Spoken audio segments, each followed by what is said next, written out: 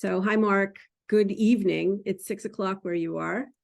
It's noon here. So it's really good to talk to you again. We've been having a little back and forth over email, and we're going to pick up today. And the agenda that we agreed on was that you made a slide of your summary of your understanding of the theory of constructed emotion. And then I had some corrections. So we're going to show your slide. We're not going to read it. We're just showing it to people for the background. So they have background, they can, watch it over Zoom and study it. Then I'll show my slide really briefly, which is a revision of yours, and then we'll get right to your questions. Does that make sense? Great. Yep, that's right. Thanks very much, Lisa. Sure. Happy to do it. Okay.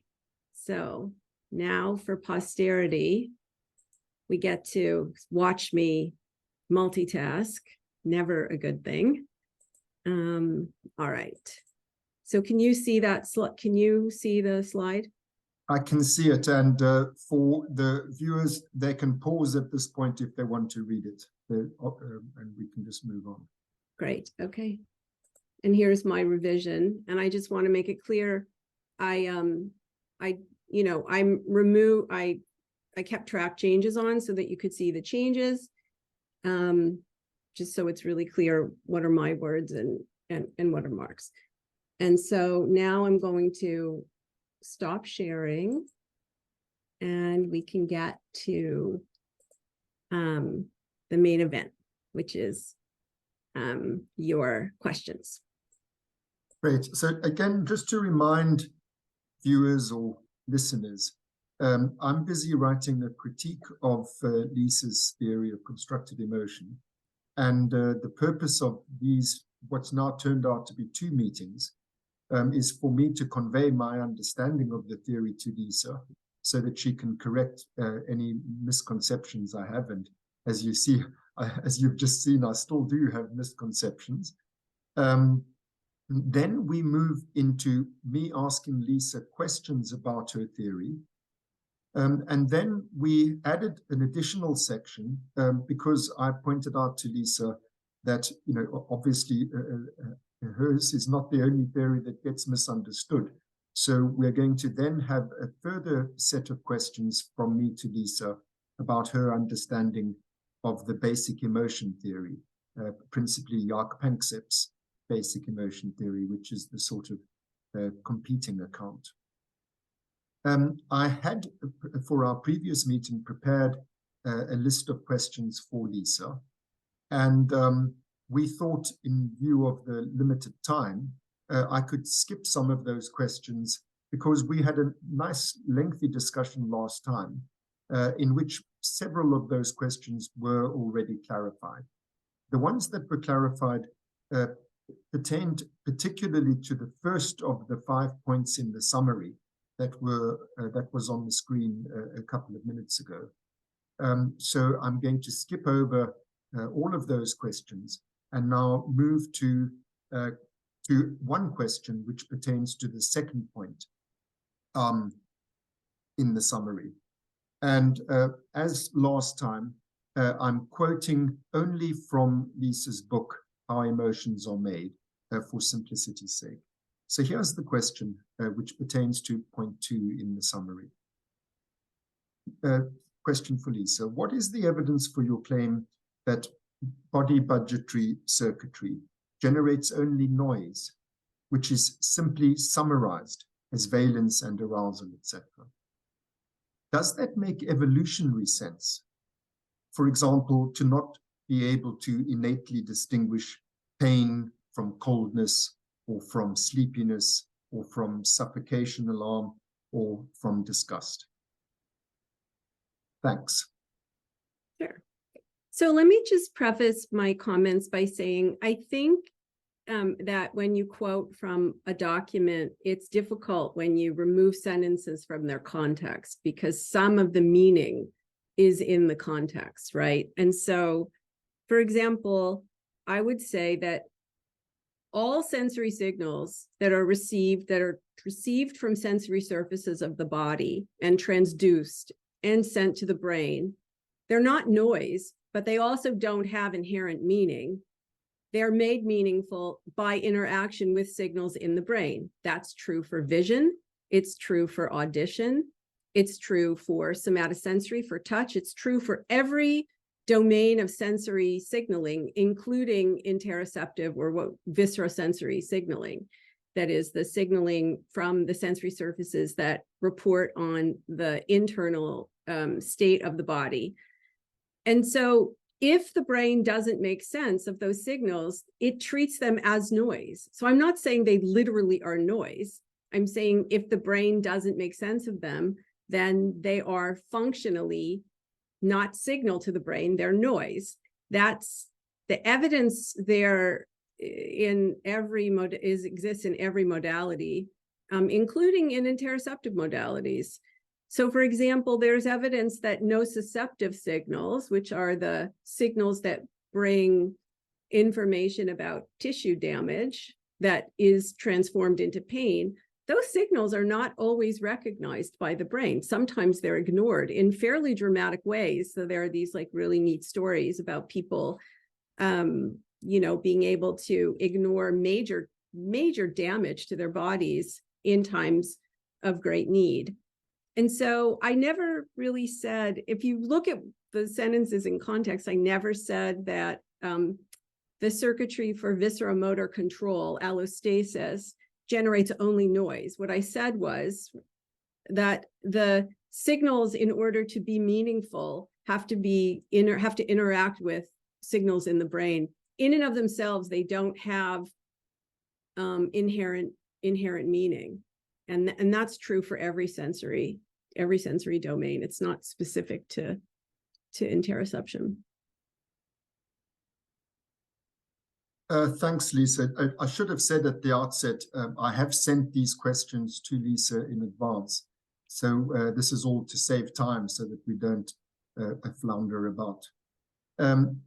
One part of that question, if I may just follow up, Lisa, what I was saying is, does it make evolutionary sense for the brain not to be able to innately distinguish between these different categories of sensory signal, like pain signals versus temperature signals versus hunger and thirst signals and so on? I'm saying, does it make evolutionary sense that this all has to be learned, that it's not innately distinguishable across these categories?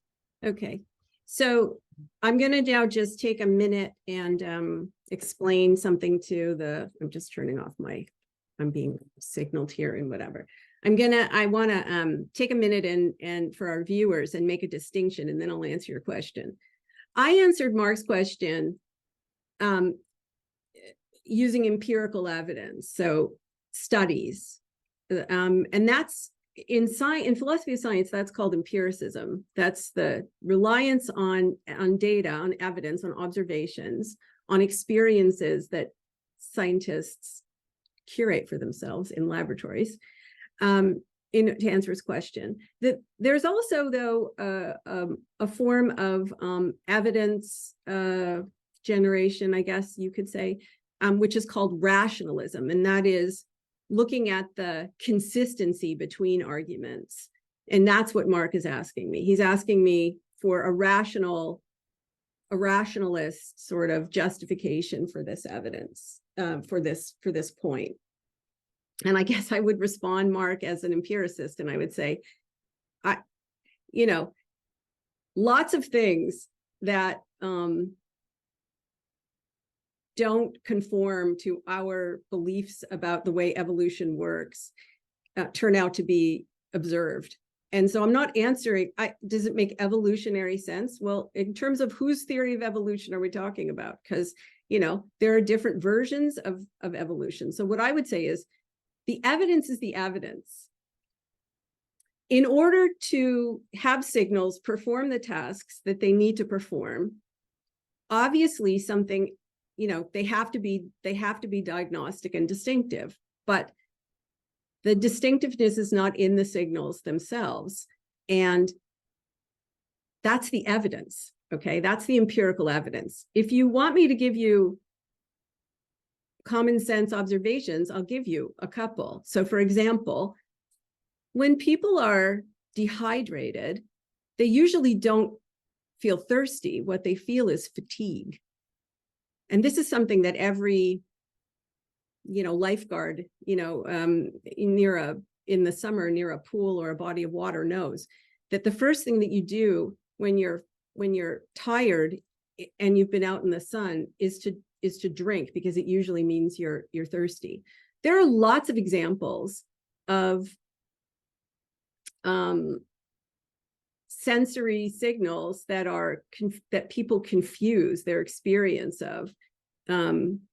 If you were a woman and you had to deal with menstrual cramps every month, you would know that it's easy to confuse the contractions of your uterus with sensations that are coming from your intestines. So not all signals are completely diagnostic on their own. And in fact, if you look at the vagus nerve and you look at the structure of the vagus nerve, which I just happen to be doing right now, writing a paper with some colleagues about the genetic and architecture, the genetic molecular gradients and the architecture of the vagus, what you find is that the vagal signals are not sending signals up to the brain in a viscerotopic map, meaning there's not a strict map of the body.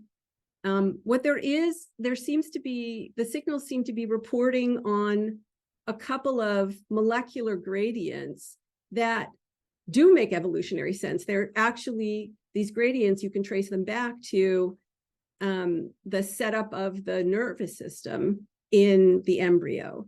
So my point is that what we consider to be evolutionary sense changes with time. And also depends on whether, you believe that evolution proceeds only in a Darwinian sense, or, genes plus Darwin, which is what's called the modern synthesis, or whether you adhere to a more extended evolutionary synthesis. These are all really sort of embedded assumptions in your question. So as a scientist, I just prefer to look at the evidence. And I think it's instructive to look at the evidence, not just for interoception, but also for olfaction and for vision and so on, and try to make sense of what's happening, where the similarities and differences are. So that's my answer. Great. Just for clarity, I don't want people to think I was asking about somatotopic mapping of the viscera. Of course, I know that what we're talking about is measurements of various molecular and other gradients. But let me move on to the next question. The question was about, the differentiation between those gradients with survival significance. My puzzlement about why would we have to learn to differentiate, say, thirst from sleepiness and whatnot. But here's the second question. By the way, there's 16 questions. This is what. Yeah, but can I just say one more thing? I should just also point out that just because I'm saying that I don't think the evidence supports the idea that there are distinct signals for anger and sadness and fear, that doesn't mean that I think there's no distinction, that people can't tell the difference between being cold and being sleepy, right? So sometimes the way that arguments proceed, if you say the sky is not blue, people say, oh, you're saying the sky is black. Well, I'm not saying there's no distinctiveness anywhere ever. I'm saying I don't see the evidence for the distinctiveness between, categories of emotion. That's what I'm saying. Yeah. Yeah. What's important there is that the word emotion, as you use it, includes things like pain and hunger. So that's why I'm using those sorts of examples, just in case people think that we're talking only about things like fear and anger. I'm puzzled by your belief that there is no innate capacity to distinguish between these basic bodily imperatives in terms of what. Well, I'll just say two things about that, Mark. One is that it's not my belief, it's my reading of the evidence. So I think this is something that keeps sort of coming up, and I just want to really make clear. If somebody came to me and showed me good, robust, consistent empirical evidence, I would change my mind, because I've done that in the past, and that's what scientists do. So it's not that I came in with a priori belief. I'm just telling you, I don't see the evidence. And so it's a judgment about evidence. I guess my other point would be, I don't think people can tell the difference between being hungry and being tired, for example. And in fact, one of the great problems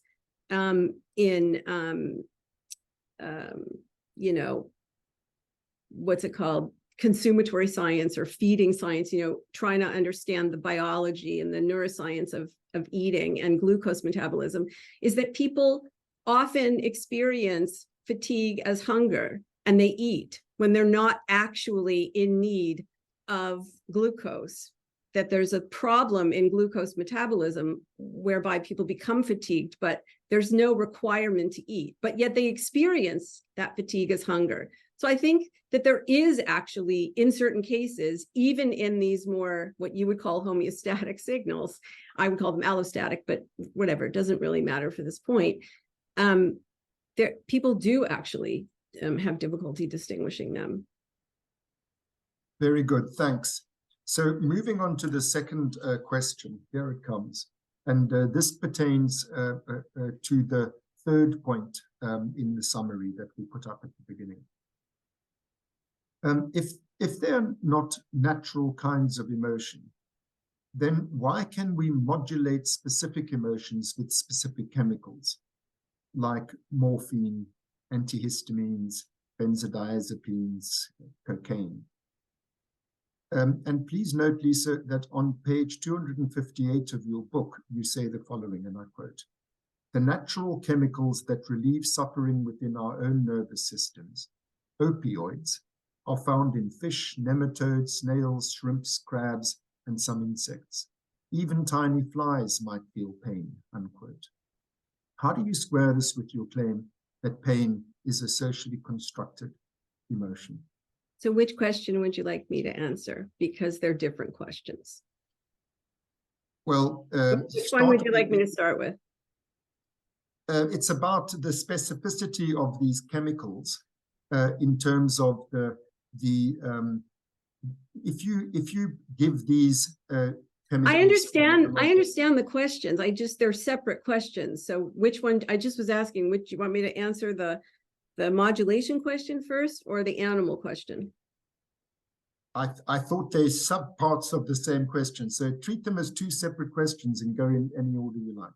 Okay. So I guess with respect to your first question, why can we modulate specific emotions with specific chemicals? I would ask you, what exact evidence are you drawing on? I don't know of any evidence which shows the degree of specificity that you're suggesting. So which evidence are you referring to? Maybe I don't know it. Well, for example, if you're in pain, you would take morphine rather than an antihistamine. Why do we give specific drugs to treat specific feelings if there isn't a chemical specificity to the circuitry for those feelings? Well, that's so interesting because, morphine and other drugs of opiate nature are not actually thought to work so much exclusively on nociception. They also work on distress. And in fact, when people become addicted to opioids, as they're now called, they're usually using it as a distress regulation mechanism. It doesn't actually change. Not all opioids actually change the transmission of nociceptive signals. So,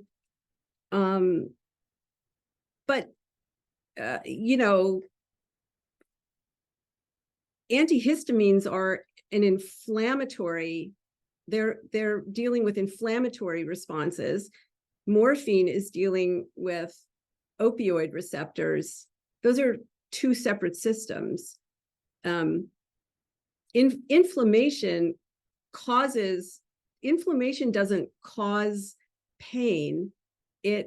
Inflammation isn't really related to the transmission of nociception per se. Inflammation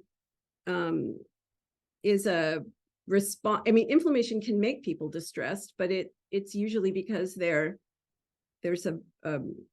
it causes like sickness behavior and fatigue and things like that. So I'm not saying that there's no specificity anywhere in the nervous system. What I'm saying is that, antihistamines, of course, don't work on opioid receptors, but opioid receptors are not specific to, to nociceptive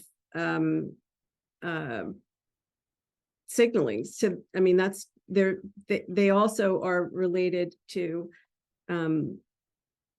what people would refer to as reward, for example. They're opioids, like all neurotransmitters or neuromodulators, are metabolic regulators. So of course they have some specificity, but that specificity doesn't run along the lines of Western folk categories for different types of experiences, is what I would say. Yeah, I agree that they don't map onto Western folk categories, but they map onto the scientific categories that we are trying to develop in basic emotion theory. The action of cocaine is completely different. Like antihistamine will make you feel sleepy. Cocaine will make you feel energized and exploratory. Yeah, so you could explain that. You're right. You could explain that as affect. I mean, you don't need categorical distinctions. I mean, I guess you seem to be thinking that that I'm not saying that any chemical acts on any receptor. I mean, I would never claim that. There are different systems. I mean, they are intertwined to some extent, but they are different systems. But what I'm saying is I don't think that there's evidence. I've never seen any conclusive evidence or even robust evidence that these map in unique one-to-one and specific ways to different categories of experience or even behavior necessarily.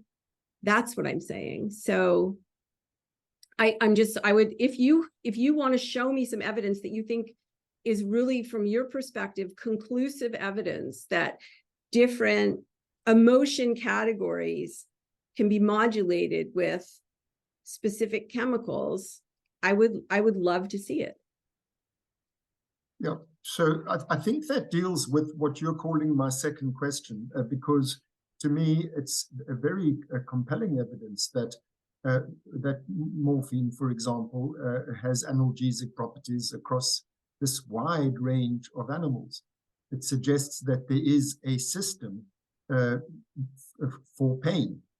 It's not, I don't mean that the whole of the nociceptive system boils down to those circuits that are mu-opioid modulated. Of course, that's not the totality of pain modulation, but I'm just saying there is a specificity there. I do incidentally agree with you, of course, that opiates also modulate separation distress. And that's a very interesting observation that circuits which in species that do not attach as we mammals and birds do, that these circuits are exclusively concerned with physical pain, and that then they evolve into a different type of pain, the pain of separation and loss.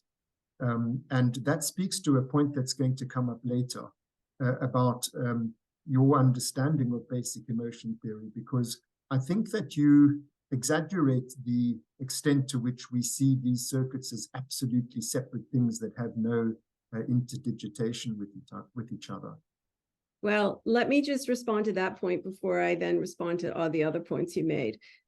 I think that I've made it pretty clear in all of my writing that the basic emotion approach is a framework, and there are multiple different theorists, and they don't all say the same thing. Their views are not all identical. So there are a number of dimensions on which people vary within that framework, just like in constructionism or in appraisal theory, any framework really, any family of theories, you might say, people vary. And while you personally may not hypothesize strict differences, separability, other people do.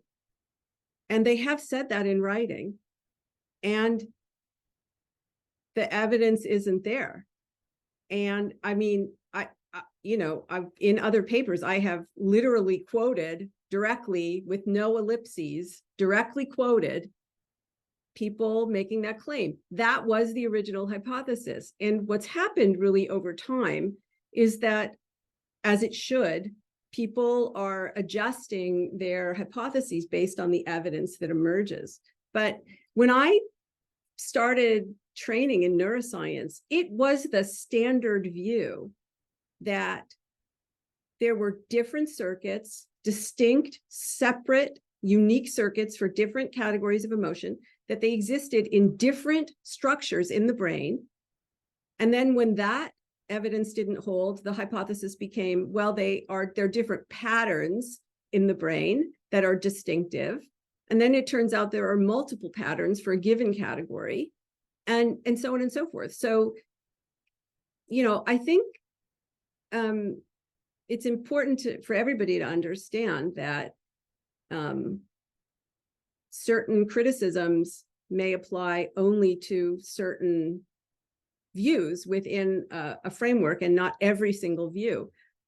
You would say, I think, even if they're not spatially separate, they are separable, meaning they might be interdigitated, but they are separable anatomically, functionally. I mean, you would assume that they are somewhat separable. Otherwise, you wouldn't be believing that that's what it means to say that something is a natural kind if you believe that it has firm boundaries in nature, right?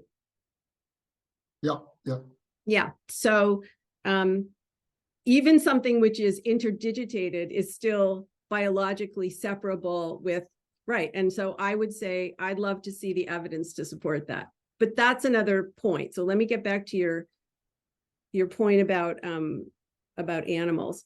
Again, I just want to say,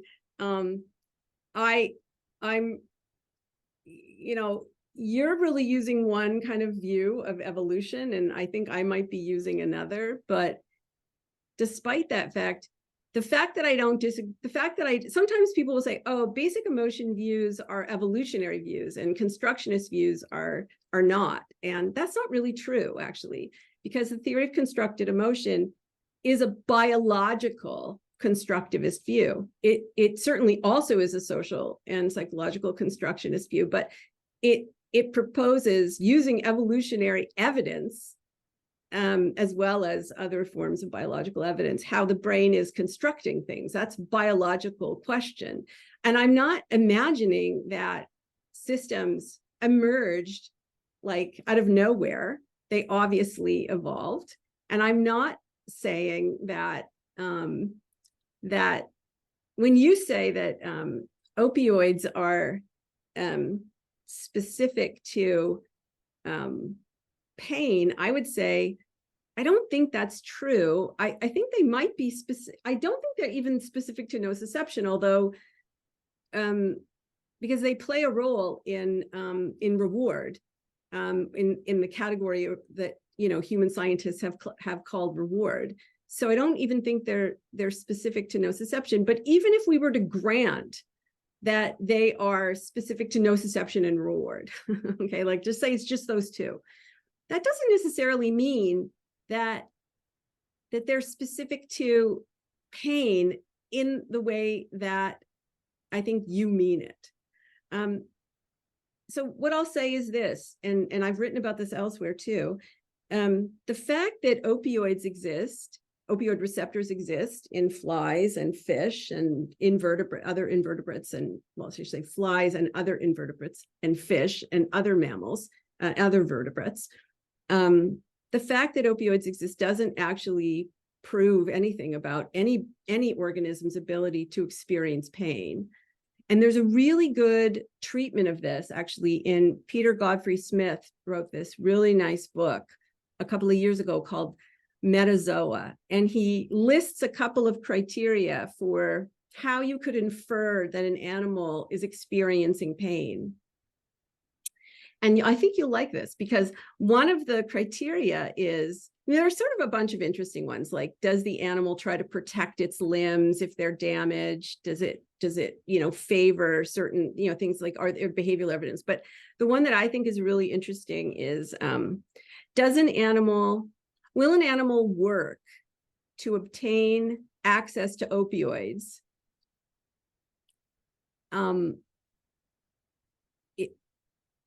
Even putting itself at risk to do so. So will it actually incur risk in order to gain access to opioids? The answer is yes. Fish do it, chickens do it. There are a lot of animals. Actually, I think some crabs or shrimp do it too.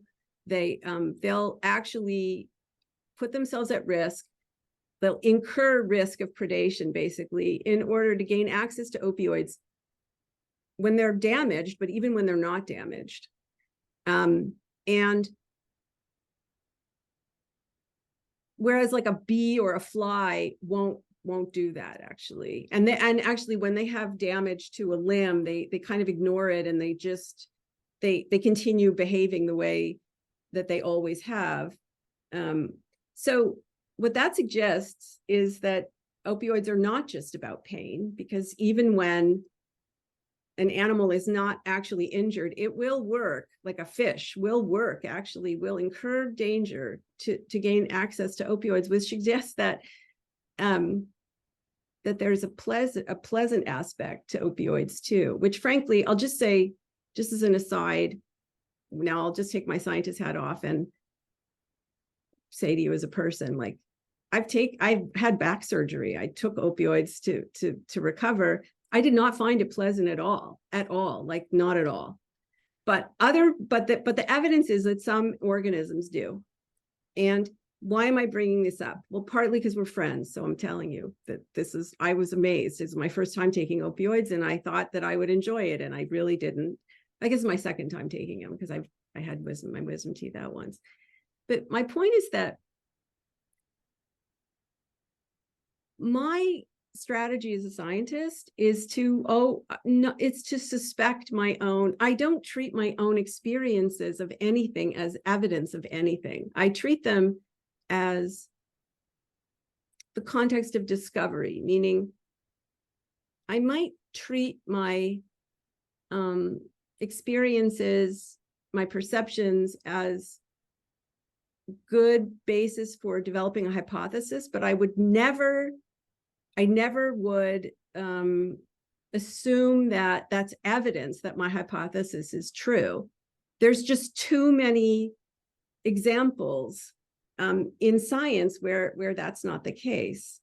And I could give you a bunch of others as well, but I guess my point to you is that the fact that natural chemicals relieve suffering in our own nervous systems isn't evidence that all animals experience pain the way we experience pain. That's just, I just don't see that as a viable inferential strategy. But there is evidence that animals will work to obtain access to opioids, which means, which philosophers and scientists infer, or that it means that that they're feeling something when they, but it's not necessarily to quell pain, for example. Again, speaking to this, it's not complete lack of specificity, but it's not the level of specificity I think that you're wanting to claim. Well, I wish that there was that level of specificity, because then psychopharmacology would be in a very different I know, state from well, what for it is. sure. Well, I'm with you 100%.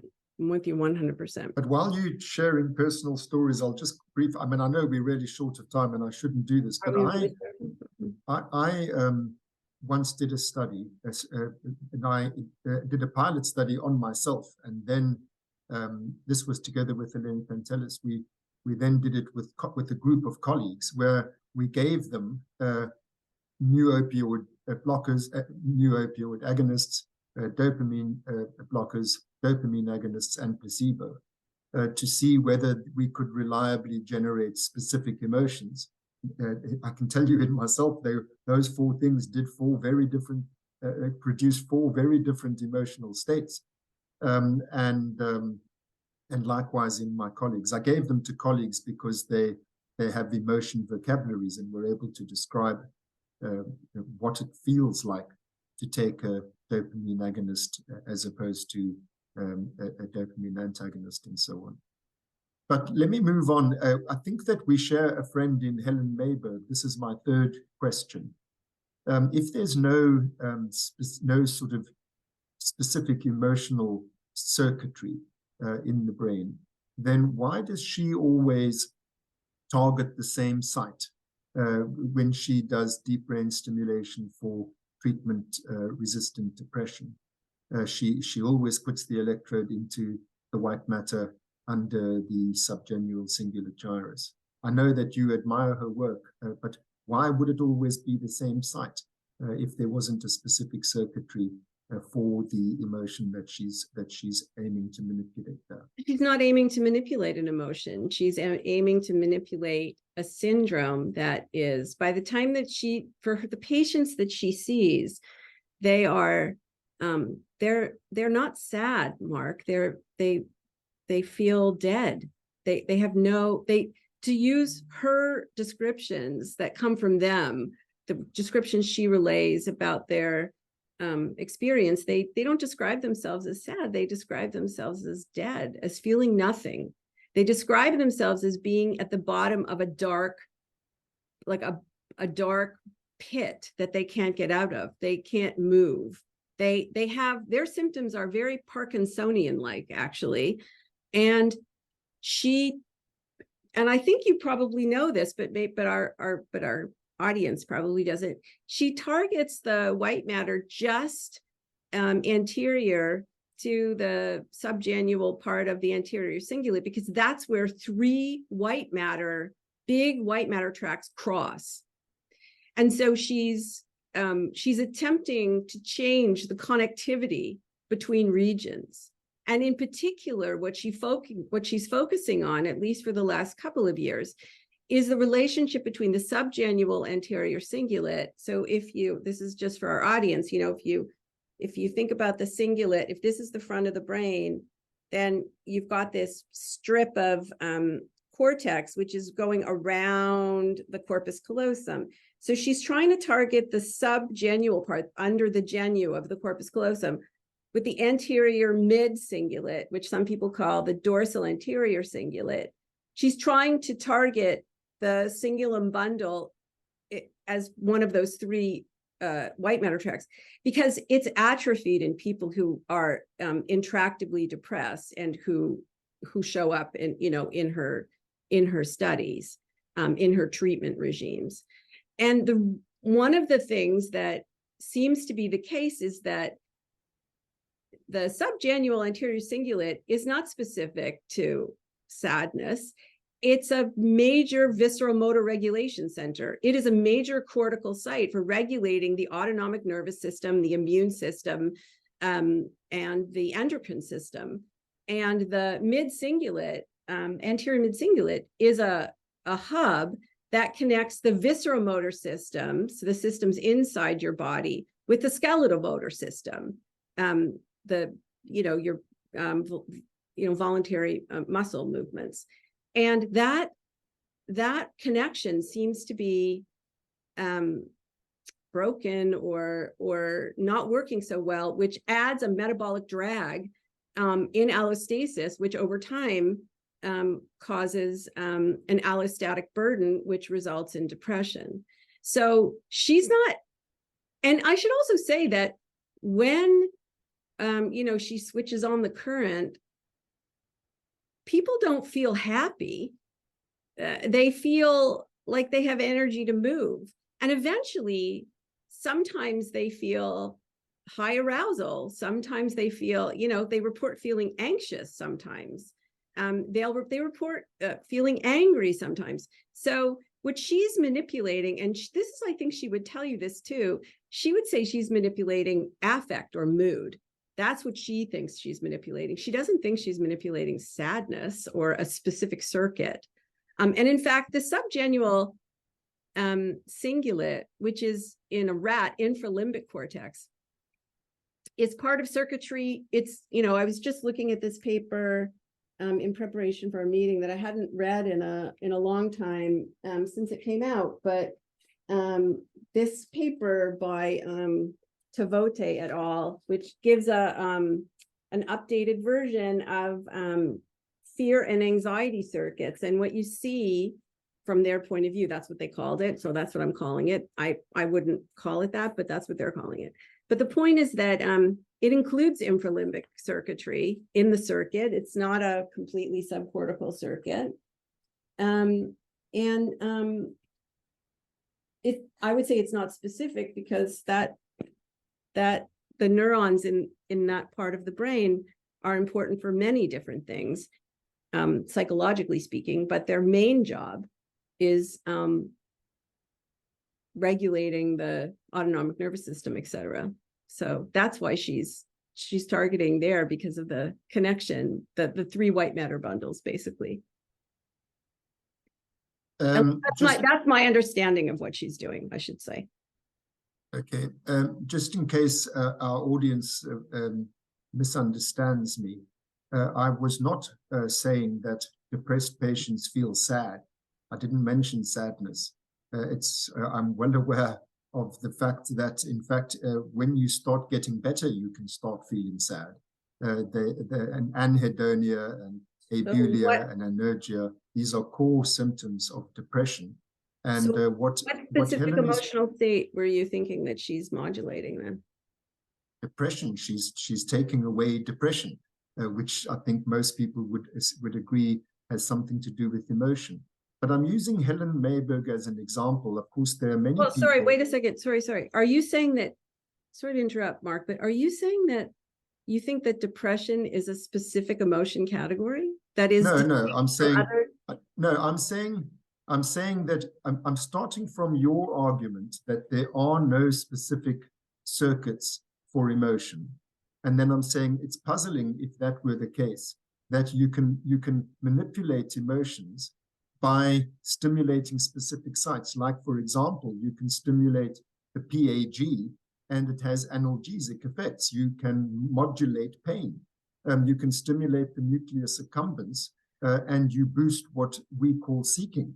In other words, you boost invigorated curiosity, interest, expectancy, and so on.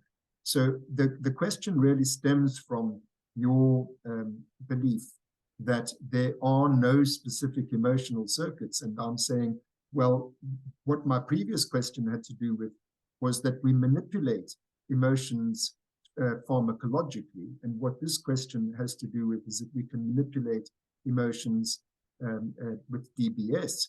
And we don't, it's not random, that they are predictable, not 100% predictable and not absolutely categorically distinctive, but there are regularities, in terms of the circuitry that we stimulate in DBS and in terms of the neuromodulator systems that we target with these pharmacological probes. I want to respond to three things that you said. First of all, yes, it's true. If you stimulate the PAG, you get analgesic effects. But if you stimulate the PAG, you get lots of different effects. Yes. It doesn't necessarily mean different parts of the PAG. No, even the same part of the PAG. But let me just also say that even specific columns in the PAG. But let me also say that I'm not saying that everything is random and that nothing has any meaning, okay? I never said that. That is a common misconception of what a constructionist view is. There are, what I'm saying is there are no given psychological consistent meanings that have been demonstrated. And you keep calling it a belief of mine. And I guess I just want to again say, no, it's not my belief. It's my reading of the evidence, right? So the thing is that it's not my hypothesis that there's no specificity, psychological specificity, I should just point out. It's not my claim that there's no psychological specificity because I believe it. And it's not my job to prove that there isn't. The way you know this, and maybe some of our audience may not, but the way that the scientific method works, Mark, is that the person who hypothesizes that there is specificity has to show it. They have to show repeatedly evidence for their hypothesis. They have to try to disprove their hypothesis with, experiments that actually put their hypothesis at risk. And when they have to refute alternative explanations for what they observe. So again, I would ask you, so I never said that stimulating parts of the brain, specific neurons even in the brain, has no effect, or it has a random effect. I've never claimed that. But I guess what I again want to ask you is, what specific emotion category is tied to DBS, at this junction that is, slightly anterior to the subgenual cingulate? What you're saying, there's specificity there. So what specificity is there? Because it's clear that she's modulating, that her patients have a variety of effects. And I mean, I talk to her actually on a bi-weekly basis about her ongoing studies. So I'm a little bit familiar with her findings. And in fact, I mean, we could talk a lot about the similarities between what she thinks is going on in depression and what she thinks is going on in other illnesses. But what specificity how is this evidence of any specificity with respect to emotion categories? Because I just don't see it. I mean, I see the importance of the DBS, but I don't see the inference about specificity there. So, well, the specificity, emotional specificity I'm referring to is antidepressant emotional specificity. And remember, I'm using Helen's work as one example of that kind of work. So it's not really, this doesn't all hang on Helen and no, of course. But when I asked you, so you're saying depression is a specific emotion category, you said, oh, no. I'm saying what the emotional change that she's bringing about is relieving depression, which I think most people would call emotional. That there's a horrible emotional state called being depressed, and then you stimulate a particular brain site, and then that emotional state changes. That's what I'm saying. So you think that you wouldn't stimulate that site. You wouldn't stimulate that site in order to treat social anxiety or to treat phobia or to treat schizophrenia. You stimulate that site to treat a specific mood disorder. So it's a mood disorder by definition. That means it's a disorder of mood, not of emotion. And because many emotions change when the mood changes, right? So what I would say is, your way of understanding what she's doing and my way of understanding what she's doing are alternative explanations for what she's doing. Her evidence doesn't prove your view any more than it proves my view. They're consistent. I would actually say her evidence is not consistent with your view, but that would take us down a path. As you say, we don't have a ton of time. So just because of the lack of time, I'm going to move on. But I just do want to be clear about belief. I don't mean it in a derogatory sense that these are things that you're just making up. my beliefs also are based on my best reading of the evidence. And so it's in that sense that I'm using the word. I'm going to skip over the next of the questions that I sent you in the interests of time. Can I just ask a very brief question, my fifth one? Do you believe that there are no innate emotion concepts, that there are absolutely no innate emotion concepts, or are there some sort of proto-emotional concepts that are innate, which then get elaborated through construction? Well, I think it's hard for me to answer that because you seem to be including in emotion all kinds of things that I might not include, right? So, you know, like, you know, coldness, which I wouldn't call an emotion. I think that there are no innate concepts or categories for anger, sadness, fear, disgust, awe, gratitude, those kinds of things. Pain? Well, I think pain is, which you define as an emotion. I define it as an affect, but since you define pain as an emotion, are you saying that there's no innate category called pain, that it's only learned?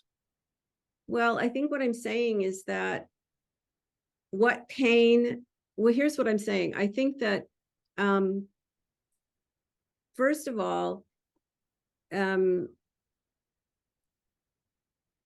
trying to how to say this. The way that you experience pain, so nociception is inborn. Those circuits are there. And of course, they're modified by learning, but they are there at birth for sure. The way that we experience pain as adults is not necessarily the way that infants experience pain.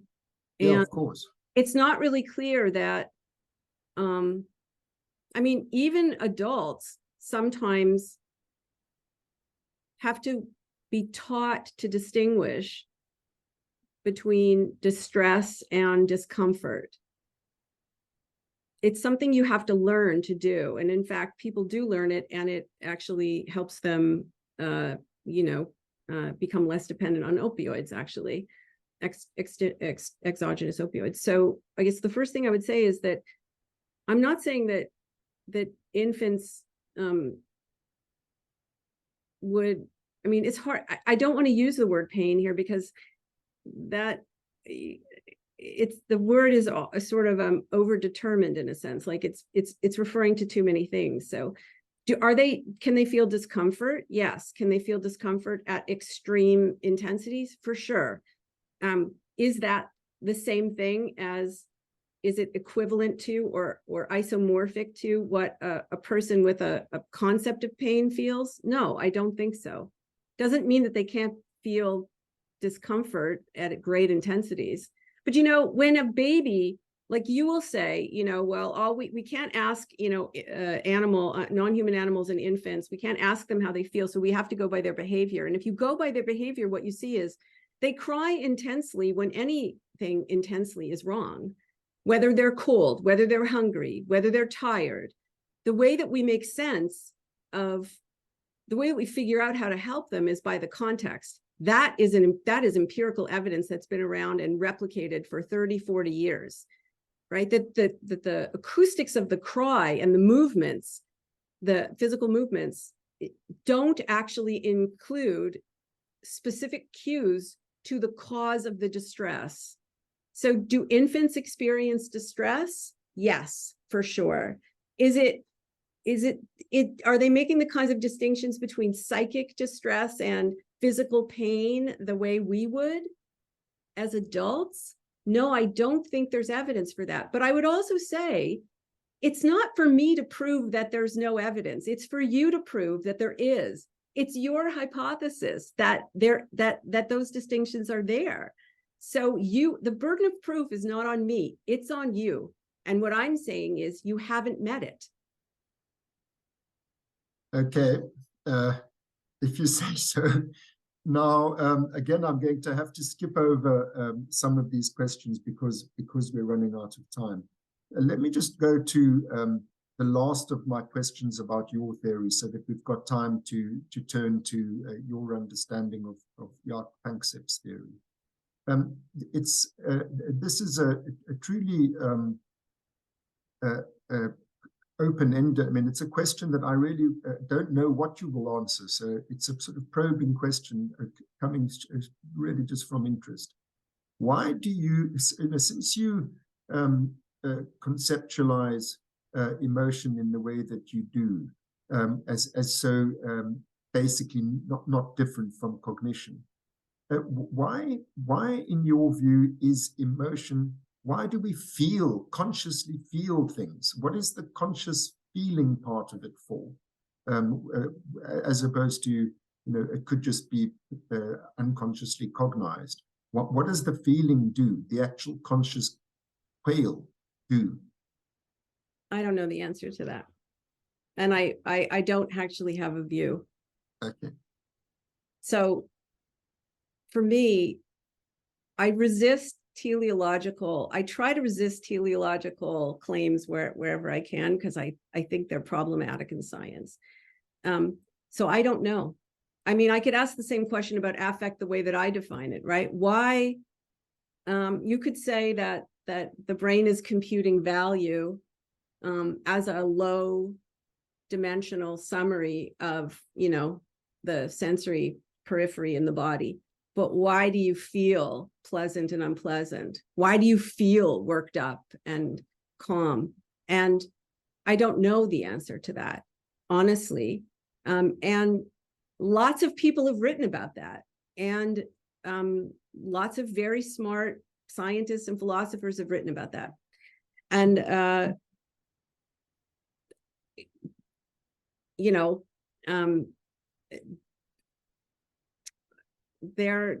everything that's been written, seems plausible, I guess, but there's no evidence. And so as a scientist, I'm just agnostic, because my views are very much driven by my understanding of the scientific evidence and the strength or weaknesses of the methods that are being used respectively. And so I don't know. I don't know how to answer that question. I'm truly surprised, because if your career is about studying emotion, as opposed to the things that cognitive scientists study, you're studying what affective scientists study. Emotion is all about feeling, and the consciousness of feeling is such an overwhelming aspect of our lived experience, that to not have a view on why we feel our emotions, I'm really surprised. Well, why questions are teleological questions, and you're not interested. I'm concerned with what questions, which is how. It's a big enough mystery. It's a big enough mystery to try to understand exactly how, which we don't know. Actually, we don't know how qualia are emerge from the brain. We don't know. Nobody knows. It's a mystery. It's what Chalmers calls the hard problem. Except it's an incredibly hard problem. So I don't think to do good science, you have to have an open mind. And I think you have to admit ignorance. And now I'm parroting here Stuart Firestein, who wrote this really great little book called Ignorance, which is when you don't have a really good explanation, or when there are multiple reasonable explanations, the best course, I think, is to keep an open mind. And that means to not take a stand. I only take a stand on things when I think there's sufficient evidence to justify that stand. Okay, thank you. So since we only have 30 minutes left, I'm going to, as I said, skip over some of the questions I was going to ask you, and move to the part about your understanding of basic emotion theory and Jaak Panksepp's in particular. So here's the first of those questions. You describe basic emotion theory as an ideology, that's page 173 of the book, and a grand mythology on page 277. And you contrast it in this respect with your constructive emotion theory, which you describe as the new scientific revolution on the same page, 277. In what way is basic emotion theory and ideology and constructed emotion theory not? Well, what's your understanding of what an ideology is? I think that you mean here that it's not evidence-based as opposed to yours. Well, I think that I would say it slightly differently. I would say that that when evidence emerges and it's inconsistent with your view, and the inconsistency remains. It's not just in one domain of evidence, it's in multiple domains of evidence. And for a little while, you might try to patch up your theory, you might try to modify it in some way to fit the evidence. But when there's really an overwhelming amount of evidence that calls your view into doubt, if you consistently maintain your view despite the evidence, then that isn't doing science. That is an idea. That is the definition of an ideology. Ideas that resist evidence. And I'll give you an example. So 4 of my colleagues and I, all senior scientists, 2 of them were, came from a basic emotion tradition, and 2 of them came from a discrete emotion tradition, which is an appraisal view, but the discrete kind. And the 5 of us were charged with reviewing evidence on facial expressions of emotion. Is there specificity there? So are there specific and universal expressions of emotion, and can people perceive emotion, recognize emotion in specific and universal ways? And so we spent 2.5 years, we read more than 1,000 papers together and came to the conclusion that there is no specificity in that way. There's no universality.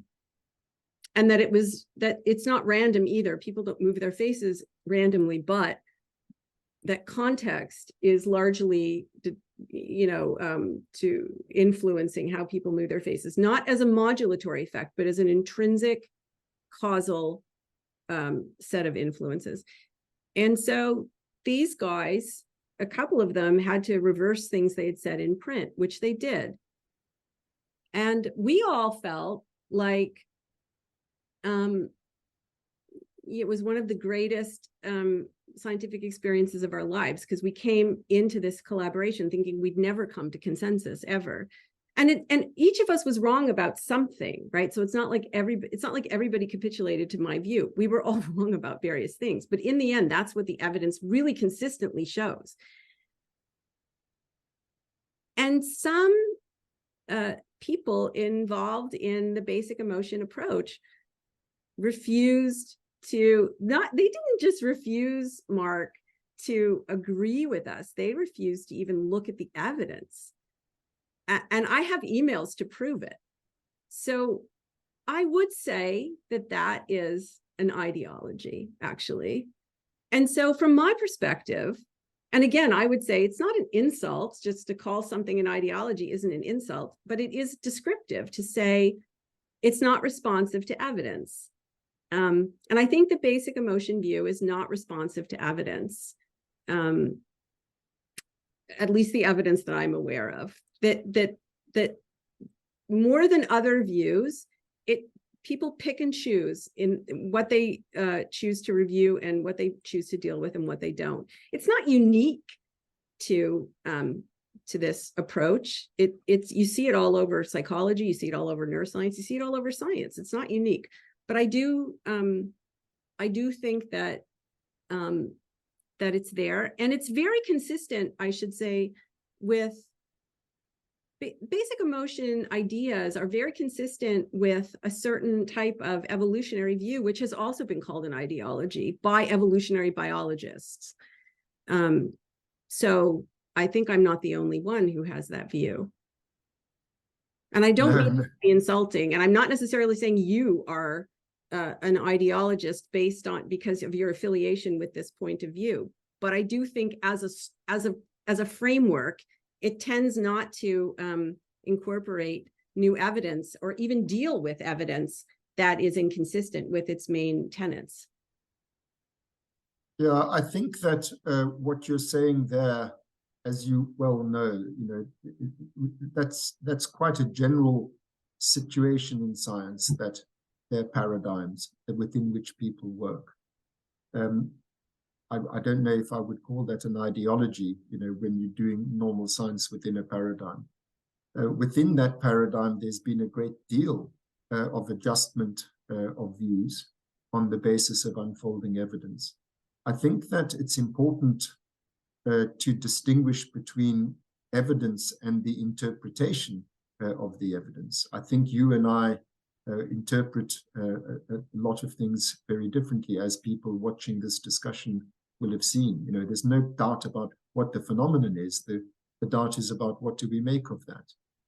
What I was saying about I would agree. I absolutely agree with you on that. But I will say this, that there's a problem in the field that we work in.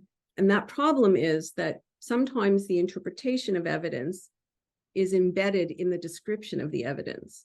So, for example, when you read the literature on how people move their faces to express emotion, you don't read descriptive statements in methods sections or in results sections. You don't read statements like people moved their face in a particular way. You read statements about facial expressions.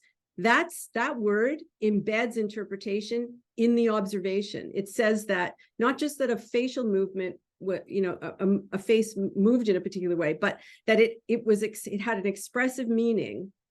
And in fact, sometimes in that literature, people will talk about anger faces and fear faces, by which they mean the stereotypic beliefs about expressions. And so there's a really big confound between a description and the interpretation. And that's also in the animal literature too. Really, really good studies will talk about anxiety and fear, when really what they're talking about are specific motor movements in specific situations. So a really good scientist would not talk about fear. They would talk about freezing behavior, or they would talk about avoidance, or they would talk about something that's more behavioral. And then in the interpretation, in the discussion section, that's where they would make their inferences about fear or anger or pain or whatever it is that you want to study. So I think we agree on, that there's a distinction between evidence and interpretation. But I would also say that as a general rule, our field is a little bit sloppy with keeping that distinction clear. Okay, thanks.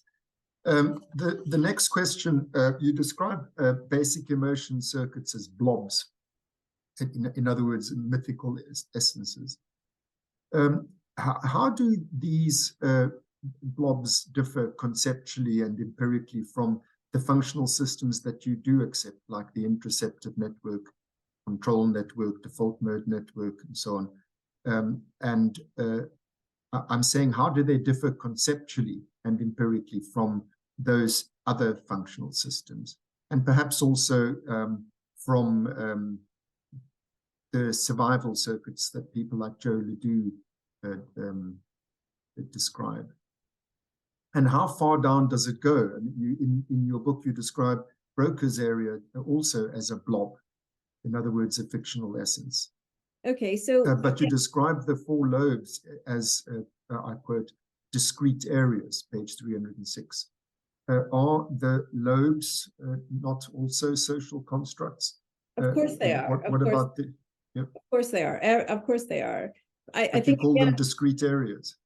Okay, well, again, I would say, Mark, you're sort of taking snippets of things I wrote in a popular science book, and you are taking them out of context and then asking me questions about them. Okay. So, go to the functional systems that I just mentioned. Okay. So, for example, if you looked actually in chapter 4, what you would see that I said was that interoceptive network is a bit of a misnomer, because even though these are the primary areas that are involved in interoception, it's a whole brain phenomenon, right? So the parts of the brain that are not directly visceromotor are still involved in interoception. They are association areas, in the same way that V1, primary visual cortex, is an association area for auditory processing and for somatosensory processing. That's not a controversial statement. There is empirical evidence to show that in a neurotypical brain, under normal circumstances, V1 is carrying signals for audition and for somatosensory, and probably for interoception, definitely for motor signals, but nobody's looked for interoception. But that other evidence is there. So, I think that when I'm talking about the four lobes of the, the cerebral cortex, I was basically giving people a map of the cortex as it's understood. Of course, it's continuous tissue, and you can lots of people have drawn the boundaries elsewhere. The point is that even something, in one of your other questions, you asked about what about the hippocampus, and, is that really a distinct area? And the answer is no, it's actually, the hippocampus is continuous with subcortical regions, and it's also continuous with cerebral cortex. As you know, it's called an allocortical region. It has 3 layers. It has no columns, which is cerebral cortex does. A cortex has usually columns. It has layers and columns. The neurons are arrayed in columns within layers. And so humans made a decision to draw a boundary there. And you could decide for other purposes to draw a boundary elsewhere. For example, let's say I decided not to use cytoarchitecture, the organization of neurons, to draw the boundaries. Let's say I decided to use chemical gradients, molecular gradients, from genes that set up the nervous system in an embryo. If I decided, which would be a reasonable way to parse parts of a nervous system, actually parts of a body even, then I would classify your face, your heart, and your brain as part of the same system, because they all emerge from the same segments of the neural crest. So, there are multiple ways to chop up a pie, okay? And you know that, right? So some people think the peripheral nervous system is separate from the central nervous system. Some people think that that's a historical distinction and it's not really a useful biological one. Humans always draw the boundaries. None of these things are natural kinds, because there are multiple boundaries that you could draw. And one thing I will say is that when I first started, and maybe I said this last time, and so I apologize if I'm repeating myself, but when I first started learning neuroscience, one of my big questions was, how do you know when one neuron is synapsing on another neuron? How do you know whether those 2 neurons are part of the same circuit, or that this is the place where one circuit is modulating another circuit? How can you tell? Is there some biological way to tell? And the answer I got from very famous neuroscientists, like very famous anatomists, like the most famous in the world, was no, there's no way to tell. It's an inference based on the scientist's best guess. But I think that's what's important, that people who listening to this discussion have to understand, that that's what we all do, in basic emotion theory and in these other theories that you're referring to. In the whole of behavioral and functional neuroscience, we draw boundaries which seem reasonable. We're saying this is a system. Yes, and if you actually were to read my paper, I never claimed they were blobs. First of all, blob is a metaphor like body budgeting. I would never use it in a scientific conversation. I'm trying to convey an idea to people who aren't neuroscientists. If you want to say it's a bad metaphor, I can take that criticism, but I never claimed anything that other people haven't already written, and I would never use a metaphor to describe in a scientific discourse like this.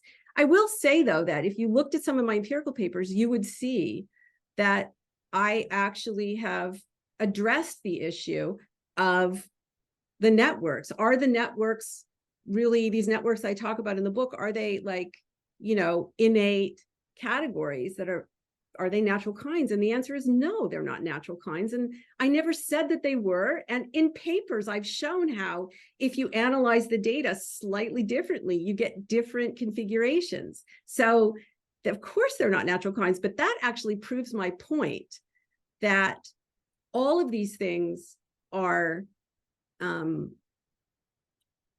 human constructions. They're scientific findings filtered through human understanding. And there are no natural kinds, as far as I can see, in any field, even in chemistry and physics. Even the prototypic natural kind, which would be the elements of the periodic table, don't meet all the criteria for natural kinds, according to philosophers. So I am right there with you, but I'm not, I wouldn't say anything I'm talking about is a natural kind either. I've never claimed that. I think it's important for people to understand that. What you've just said, I think, is really important, that they know that that's what you mean. So when you dismiss the natural kinds that the basic emotion theorists speak about, you're dismissing also the things you've just dismissed now. They're all in the same basket. Yeah, so I would say I'm not dismissing anything. I'm telling you my working hypothesis based on my understanding of the available evidence. That could change if somebody presented me with new evidence that made sense. So again, now we really are short of time, so I'm going to skip over a question again and go to my 12th question. You say that basic emotion theory, and here I'm quoting you, implies that your place in society is shaped by your genes, unquote. Don't you recognize the role of what Jacques called secondary processes and tertiary processes? In other words, he's not saying that your place in society is shaped by your genes and that these systems are fixed and immutable. His concept of secondary and tertiary processes have to do with how these things get elaborated through learning and socialization and enculturation and so on. Well, so I thought that was a bit of an unfair statement. Shaped, it doesn't mean prescribed. It means shaped. And I will also say that the difference between all basic emotion views, as far as I can tell, and relational views, like a constructionist view, is that basic emotion views see learning and context as moderating, tweaking genetic things that are genetically prescribed, like a blueprint.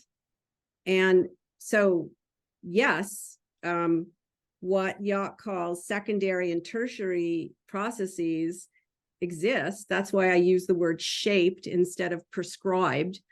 But he calls them secondary and tertiary. Whereas I would say, based on the extended evolutionary synthesis, or what's called the Evo-Devo approach, that context and learning, but context and experience are fully causal along with genes. Genes aren't, there are some genes that are blueprints, like Hox genes, okay? Hox genes, which are the genes that we share with flies and which set up the major polarities of our bodies, the anterior to posterior, medial to lateral, they're like I've heard them called the GPS system of an embryo. Those are genetically prescribed. If your Hox genes don't work in the way that exactly prescribing where cells go, you die. That's how those genes, we don't have the same number, but we have the same complement, the same versions. There's just we have more copies than they do. That's why we have the same genes as flies, Hox genes, because every other animal in the history of the earth who didn't have those genes didn't live long enough to reproduce. that's why those genes remain stable, because they are under incredible selection pressure. But even things like your eyes, the way your eyes work, the way your arms are organized, are not prescribed in that way. Some things are more heavily shaped by genes, and some things are more modifiable by context, where context is playing an equal role with genes. But,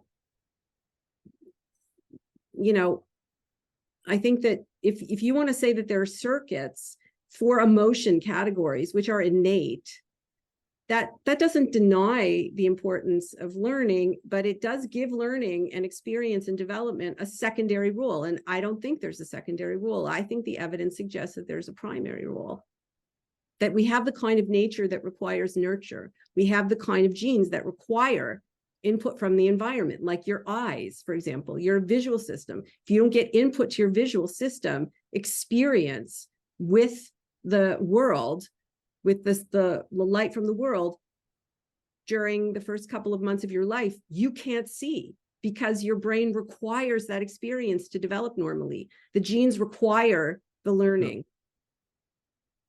So yeah, I think, so what we're arguing in people like Jaak and me, just using the analogies you've just used there, we're saying every human being is born, if all goes well, is born with the basic visual cortical architecture, its connections to lateral geniculate and to the eye. As I say, using the analogy you're just using now, that's what we've got. That's the sort of basic Anlage for a functional system, for example, for fear or for attachment bonding. But And even vision, then it gets shaped by experience, so it's not such an extraordinary claim. well, I think it is an extraordinary claim, because your visual system doesn't develop normally without those experiences. Yeah, that's the same applies to the emotional system. So then experiences are not. So then the circuits. I'm saying there's an Anlage that's there. No, the circuitry, Mark. Retinotopic maps don't exist without learning in neurotypical brains. Retinotopic maps, the circuitry is not there without learning, right? The axons are there, but there has to be tuning and pruning and so on and so forth. So why would that have to be the case? I'm speaking about the axons are there. That's what you're calling the axons are there. They don't work. The retinotopic maps, there has to be tuning and pruning in the first years of life, in the first days of life, the first couple of months, in order for the retinotopic maps to be set up in a neurotypical way. So why would learning be a necessary ingredient? It's a necessary ingredient, like the temperature of your oven is a necessary ingredient in the recipe for bread. No, we're not disagreeing about the importance of learning. I'm not saying that. I'm saying that there is a system there to begin with, and then through learning, it's changed. And so I'm saying that our claims for there being natural kinds of systems for emotions is no different from the claim that there's a natural kind of system for vision. That doesn't mean that it isn't absolutely shaped by learning. Well, there is no firm boundary. To call vision a natural kind is making a lot of claims that we don't have time to dig into. Okay. All right. Let me just say this. It's fine for you to claim that, but where is the evidence? Where is the evidence? Where is the strong, repeatable, robust evidence? Where is the evidence of resisting that those ideas have resisted disconfirmation by very strong tests? That's really for me where the issue is. Okay. So because I obviously can't give you all the evidence now, I can just say to our viewers, please look at, for example, just for the most easy to go to compendium of the evidence is Jaak's encyclopedic textbook, Affective Neuroscience. There's just tons and tons and tons of evidence there. But didn't the find, crucial thing in I our didn't see any discussion, offense on this there. particular Yeah. question, I think it's very important for people to listen to what you just said a few minutes ago about that I'm making lots of assumptions when I say there's a natural kind called the visual system. So, if those are the kinds of assumptions I'm making in relation to emotional systems. But listen, Lisa, we really are out of time. So I'm going to have to choose from these questions which is the last one that I should ask. So maybe I should ask this one. You're right that there are no this is quoting you again. There are no observer-independent measurements that can reliably adjudicate the matter. When you can't find objective criteria to compute accuracy and are left with consensus, this is a clue that you're dealing with social, not physical reality. That's page 140. So my questions there actually are two that flow from this. The first is, isn't that simply because feelings are by definition subjective? That this will always apply to feelings, that there can't be any way around that when it comes to feelings. And then my supplementary question is, in fact, in some respects, the same applies to consciousness in general. If the subjective experience of red is an inferred concept, then do you accept that the experience of fear and anger and so on are no less natural and universal than is the experience of red or blue? I think it would make a big difference to how your theory is understood if you were to make clear that, in your view, fear is no less a natural kind than is red. So again, I will say that red is not a natural kind. It doesn't meet the criteria for natural kind.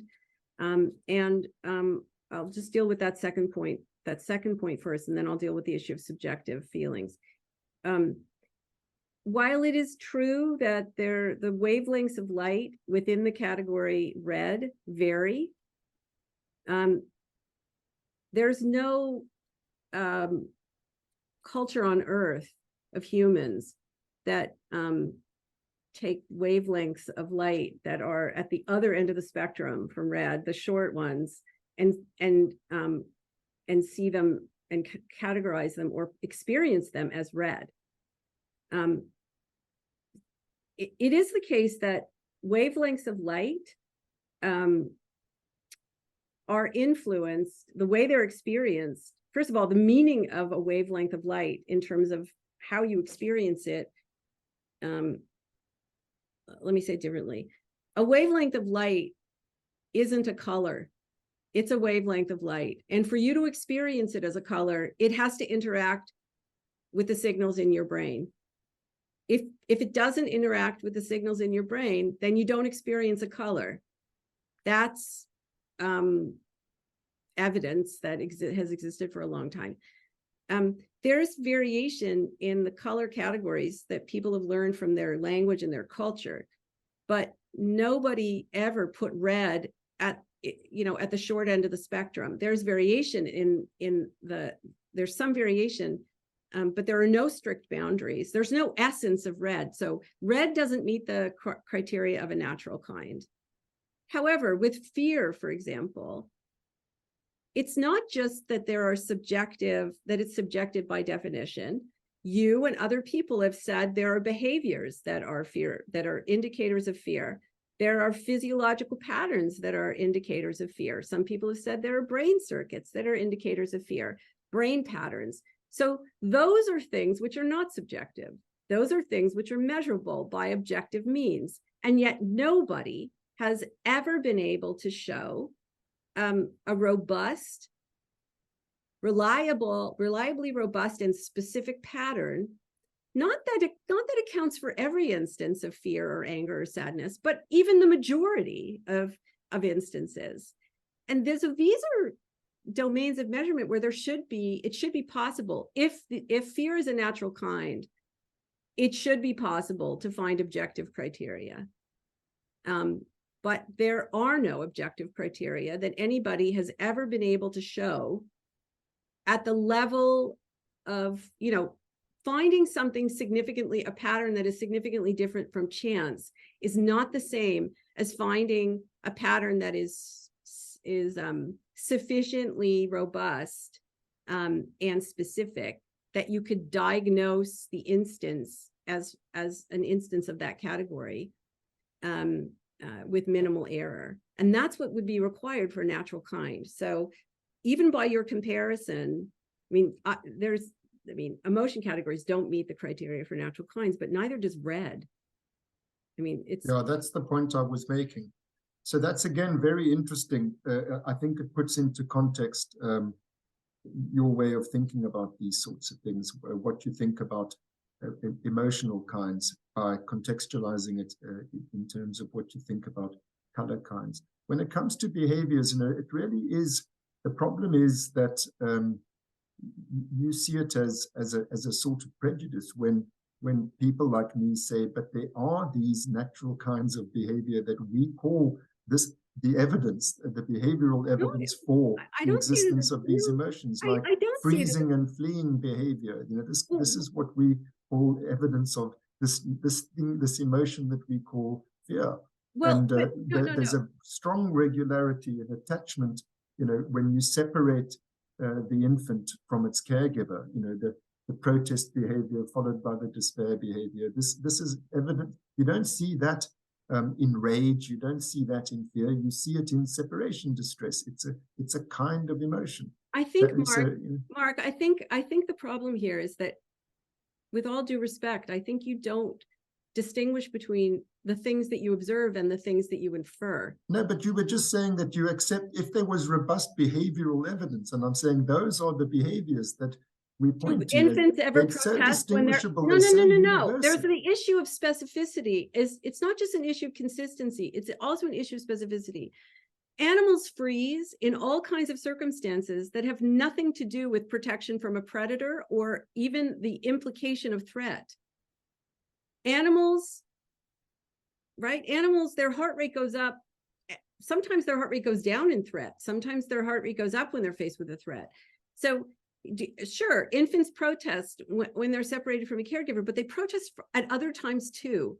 And so what's happening is you observe a protest in one context that fits your hypothesis, and you call that separation anxiety, but then you see exactly the same behavior in another context and you call it something else. You categorize it as something else. And to you, this seems obvious and clear, but the fact is, it's not in the signal itself. It's in the signal in a larger ensemble of signals. That's what you are categorizing there.